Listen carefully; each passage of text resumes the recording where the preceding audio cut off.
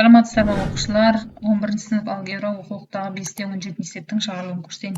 Y тең x квадрат минус 2x плюс функциясының графигін және оның тонысымен шектелген фигураның ауданын тап дейді. Енді оның тонысы деген сөз 2x минус 2 деген сөз, мынау түзу сызық, мынау парабола.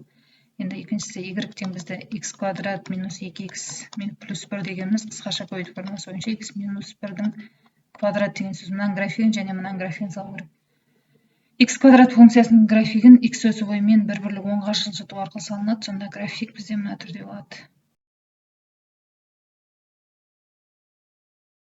Мынаны салайық. 1 берсем 0 болады, 3 берсем 4 болады. Сонда осы сызықтардың арасын қосам. Сонда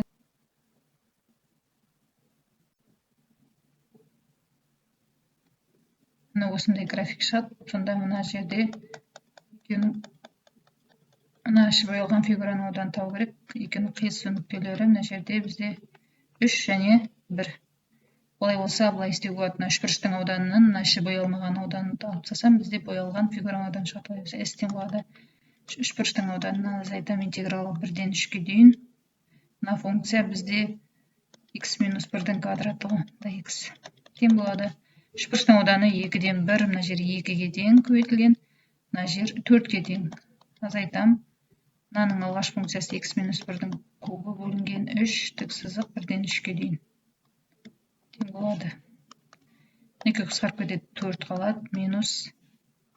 X-дің орнына бірінші 3 қоям. 3 минус 1-дің кубы бөлінген 3, сосын x-дің орнына 1 қоям. Енді мына бізде 0 болып кетеді, сондықтан 4 азайтылған. 2, 2-ның кубы 8 бөлінген 3. 3-тен мына жерде 12-ден 8 алсам, енді 4 бөлінген 3. Ол дегеніміз 1/3-тен 1 болады деген сөз. 18-ші есеп. X-тан f функциясы, кішкентай f, x-тан f тең 2x минус 4 функциясының алғашқы функциясы және үлкен x-тан f функциясының графигі 0-4 нүктесі арқылы өтсе дейді, онда мына функциялардың графиктерімен шектелген фигураның ауданы тап дейді. Олай болатын болса, менде мына функцияның алғашқы функциясын тауып аламын. Ол дегеніміз 2x квадрат бөлінген 2 минус 4x қосылса болады. Мына нүкте арқылы өтетін болса деп аламын. Сонда x квадрат минус 4x плюс с. Енді x-тердің орнына 0-ді қоям. 0-дің квадраты 4 көбейтілген 0 плюс с тең. Мынаның орнына 4-ді қоям. Сонда менде мына 0, с-ның мәні 4-ге тең. Олай болса, бізде функция мына түрде болады. X тең x квадрат минус 4x плюс 4. Мына функциямен және мына функциямен шектелген фигураның ауданы табу керек. Олай болса, осы функцияның графиктерін салып алайық. Мынау бізде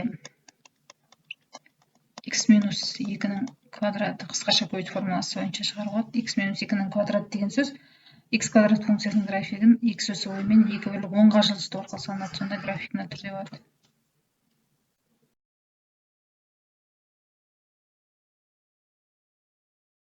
2x минус 4-дің графигі 2 берсем 2, 2 4, 2-ден 0 мына нүктеде қиылысады. 4 берсем 4 нүктесі мына нүктесіне қиылысады. Сызық сыздым.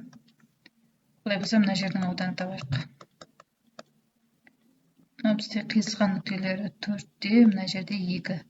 Мына үшбұрыштың ауданынан азайтам интеграл 2-ден 4-ге дейін x минус 2-ның квадратына dx.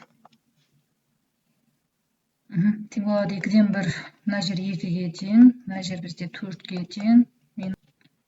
X минус 3-дің квадраты бөлінген кубы бөлінген 3. Тік сызық 2-ден 4-ге дейін тең болады.